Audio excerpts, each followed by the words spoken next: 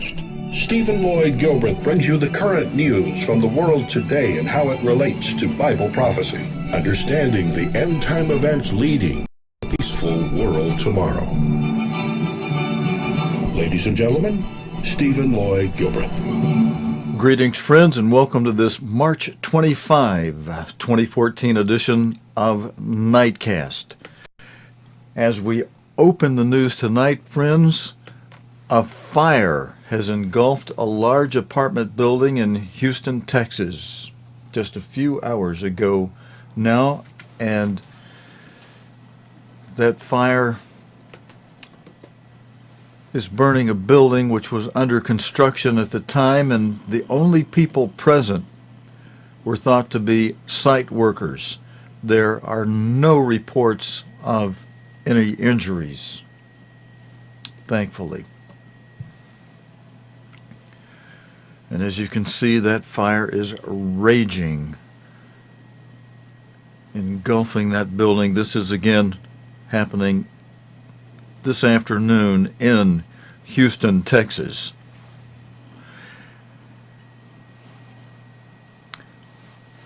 Just a little more video on that, friends. I'm going to pull it into the background, and we'll go on to our next story out of the U.S. state of Washington, where authorities there are saying they're expecting the death toll to rise after Saturday's huge landslide, which has killed 14 people. You know, it started out with the report of 3 people they found dead, then 4, then 8, now 14, and officials are now saying as many as 176 people may remain unaccounted for after the 177-foot, 54-meter wall of mud hit near the town of Oso, north of Seattle. David Willis reports again tonight. He is in Oso, Washington. There's like a landslide and everything's gone. The houses are gone. Are there any injuries? Yes, there's people yelling for help. A desperate call to the emergency services as a deadly tide of mud and rock crushed everything in its path. Homes were torn apart, trees wrenched from the ground, and people sucked into a giant sea of mud. We were tumbled inside and had mud in our eyes and nose and mouth, and I'm really grateful I'm alive. From the air, you can see the scale of the disaster. Weeks of heavy rain had softened the ground, causing a giant slice of the hillside to collapse without warning. The mud now covers a mile square. The small town of Oso lies buried beneath it. Rescuers have tried using helicopters, sniffer dogs, and even hovercraft, but the mud is 20 feet deep in places. One of the last to be pulled from the wreckage was this little boy, Jacob Spillers. That was on Sunday. Still missing, it's thought, is his father and his 3 siblings. After hearing cries for help from the wreckage on Saturday, but being unable to reach those trapped in the mud, rescuers say this site has now fallen silent. And privately they concede they stand little chance of finding anyone else alive. As the wait continues, the anguish builds for people like Ray Smith, whose daughter is thought to be buried beneath the wreckage. My 16-year-old daughter, my adult son, and his 2 young sons were down there digging with their hands, trying to find her. This close-knit community has been devastated by this disaster. And in the last few hours, it emerged that a government scientist warned of the possibility of just such a disaster 15 years ago, but still people were allowed to build homes here. Officials countered by saying a small earthquake could have been to blame. David Willis, BBC News, Oso, Washington State. Friends, as devastating and shocking as this news is for people in the United States, we have some more video that David Willis with the BBC obtained. He's got some before shots and some after shots, some more aerial video of the disaster in Oso, Washington.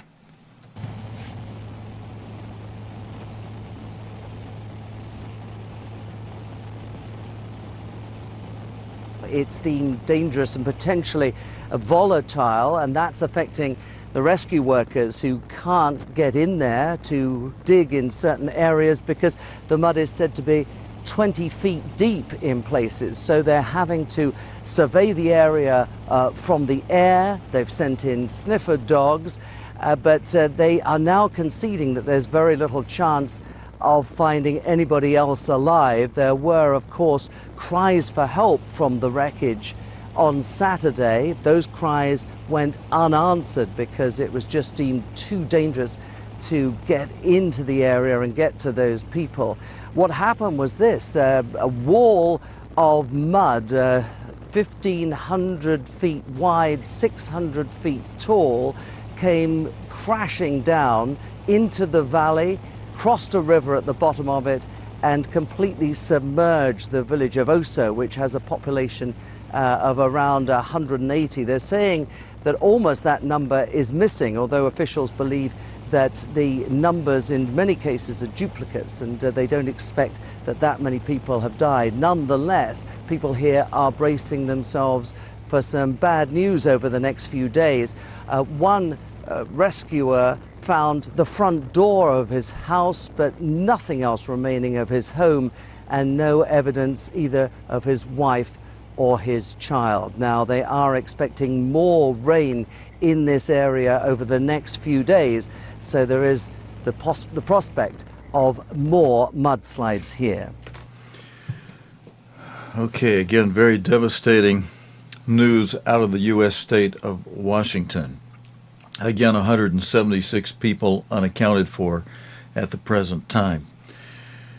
Friends, we're going over to the Mideast, story on what's happening in Egypt. Before we go into some video on that, the BBC's Michael Hurst has produced another one of his summary outline pieces that puts the crackdown in Egypt in context in 60 seconds. Again, this video is produced by Michael Hurst, and I'm going to try to help out a little bit by we may stop it at some points and just read some of the slides as we go with it here. The military launched a crackdown on the Muslim Brotherhood in mid-2013.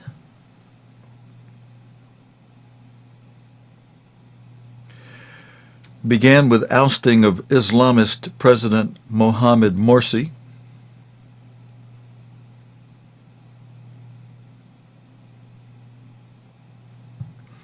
Then pro-Morsi camps in Cairo were forcibly broken up.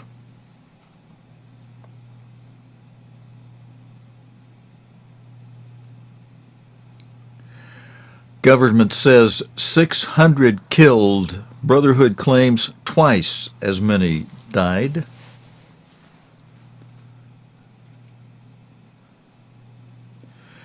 Brotherhood designated a terror group and banned. They were designated as a terror group and banned.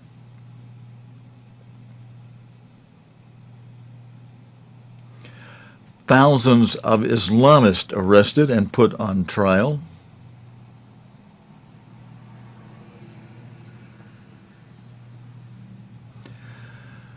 Fueling concerns about Egypt's human rights record.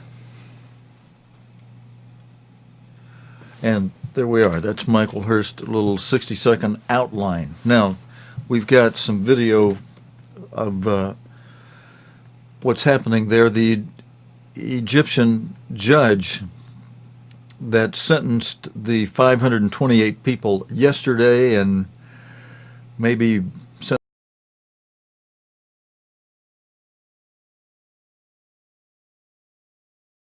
independence. The head of the appeals court in Egypt has defended the judiciary system's independence after an Egyptian court sentenced 528 supporters of ousted President Mohammed Morsi to death yesterday. In an interview with BBC Arabic, the judge said that the court has the ultimate say in assessing the punishment, and no one can interfere with that. He also said that if there was any mistake, you'll hear him say this, the appeal court would overturn the ruling. The court has the ultimate say in assessing the punishment, and no one can interfere with that. However, the appeal court, being a law court, monitors the rulings carefully because they have to be correct. باعتبارها محكمة قانون وتراقب الأحكام. If there was any violation of the law, or a mistake in implementing it in the ruling, or any corruption, or any violation of the documents, or any prejudice towards the defense, the appeal court would overturn the ruling and request a new sentencing in the case in front of a different group of judges from those who gave the first ruling. القاضي الجنائي لا يتأثر بالاعتبارات السياسية. A judge is not affected by political matters or by any circumstances outside the case. A judge complies with the documents presented to him and the charges against the defendants only. They have nothing to do with any groups or political sides. That's the rule that the Egyptian judiciary system follows. وهذا هي القاعدة التي يتبعها القضاء المصري. And friends, in this next video that we have on this same thing out of Egypt, BBC's Orla Gorin has an update. Now, the Muslim Brotherhood spiritual leader Mohammed Badie and 662 other supporters, beside the 528 that were ruled against yesterday, now there's 682 other supporters of ousted President Mohammed Morsi have gone on trial today in Egypt. They face charges relating to an attack on a police station in the central city of Minya last August. Mr. Badie, B-A-D-I-E, Mr. Badie, along with most of the other defendants and the defense lawyers, are absent from court in what has been described as unprecedented circumstances. Here is Orla Gorin with this story, this report. Well, you can see up ahead the heavy security presence that's controlling access to the courtroom. Behind the barriers, the trial is taking place, but without one of the key elements, most of the defendants. Of the 680 or so accused in this case, only 62 are in court. Most are being tried in absentia. Now, that was also the case yesterday when almost 530 men were sentenced to death on day 2 of their trial. Today it's the same judge in the same courtroom, and once again he's carrying out a mass trial of supporters of the banned Muslim Brotherhood.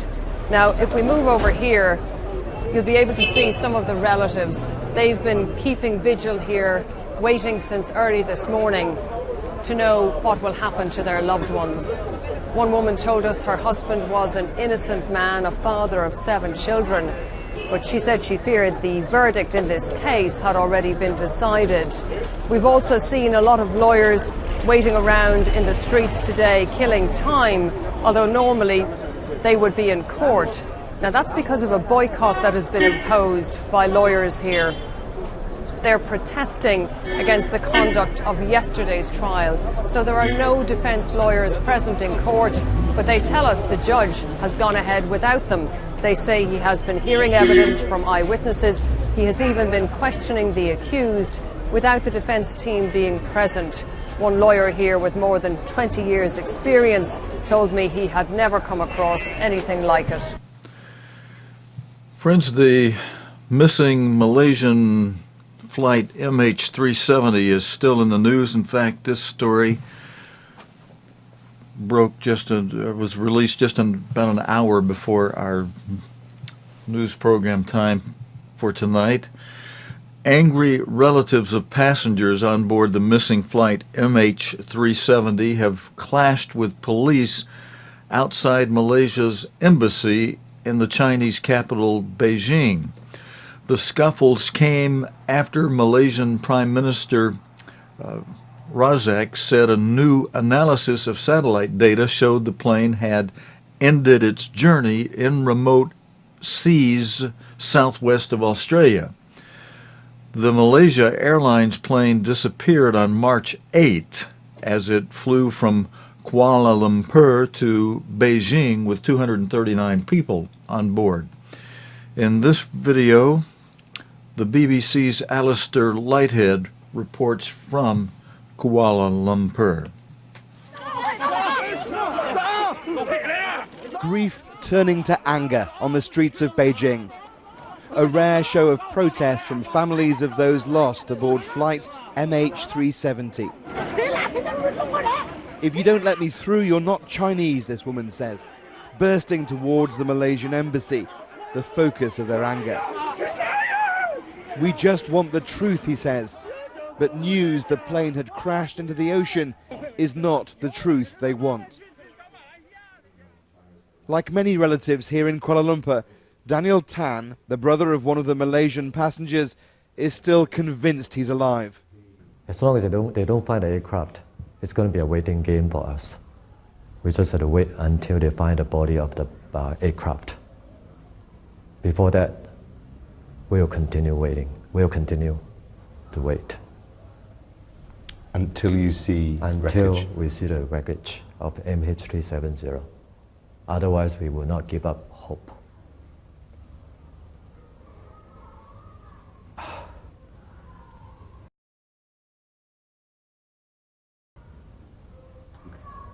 Sorry.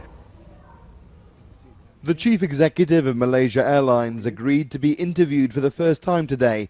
He said the families were his top priority. Our primary role in this tragedy is really to ensure we really take care of the family of those on board. And I think we've gone beyond our normal responses. I think they would say you have enough. Their response has been very angry and has been targeted at you. Well, I think it's unfair. I think we've done all we can within our means to help them. You must realize that, in an incident like this, normally in any tragedy, there's always some evidence in place. We have not had any evidence until maybe last night. The search for remains of the plane was grounded today by bad weather. The international search effort stalled, with a huge challenge still ahead. If I can put the analogy of what we've got out there at the moment, we're not searching for a needle in a haystack, we're still trying to define where the haystack is. So that's just to put it in context. A vast span of ferocious ocean. The sightings of a day before now scattered in the high seas. The approaching ships delayed.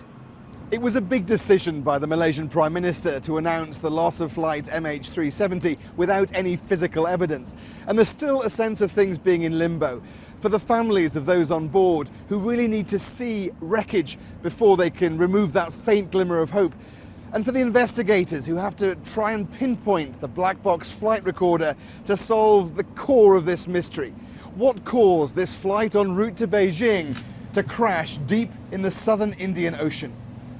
Alistair Leithhead, BBC News, Kuala Lumpur. Thank you, Alistair. The mystery continues. Friends in the Ukraine, Gavin Hewitt has this update. Tonight, world leaders gathered for dinner at the residence of the King and Queen of the Netherlands. The ceremony had been part of a summit on nuclear security, but it had been overshadowed by the crisis in Ukraine. It was a day when the leaders of the G7 countries chose to cold shoulder Russia and boycott its summit in June.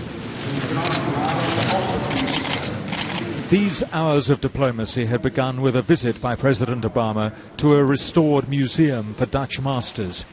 He had come to Europe determined to keep the pressure on Russia and to signal that it could not expect a place at the world's top table for the time being. Europe and America are united in our support of the Ukrainian government and the Ukrainian people. We're united in imposing a cost on Russia for its actions so far. As the motorcade swept into The Hague, President Putin's was not among them. The leaders of the world's most powerful economies met at the Dutch Prime Minister's residence to decide what to do about Russia. Is it now time to exclude Russia from the G8 and make it a G7? Well, we should be clear, there's not going to be a G8 summit this year in Russia. That's absolutely clear. We'll be meeting tonight the 7 other countries of the G8 to determine the way forward, but frankly it is Russia that needs to change course. The mood was relaxed, but these leaders, huddled around a small table, decided that they would suspend taking part in G8 meetings until Russia changed course. The leaders also agreed to boycott a G8 meeting due to be held in Sochi in Russia in June, and to hold their own summit instead. All of this intended to underline that Russia is isolated internationally. But the Russian foreign minister, who was actually here today, just shrugged it off.